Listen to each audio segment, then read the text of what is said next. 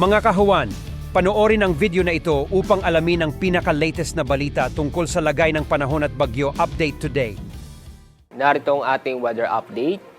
Kasalukuyan, halos buong bansa ay nakakaranas po tayo ng clear sky. At wala po tayo nakikitang papalapit na makakapanaulap na posibleng magdadala ito ng malawakang pag-ulan. Wala rin po tayong binabantayan o namomonitor na LPA o bagyo sa loob ng ating Philippine Area of Responsibility. Ngayong araw, inaasahan pa rin natin na magiging maganda at maaliwalas na panahon sa bansa. Inaasahan pa rin natin ang malinsangan na panahon, lalo po sa bandang alas 10 ng umaga hanggang alas 5 ng hapon.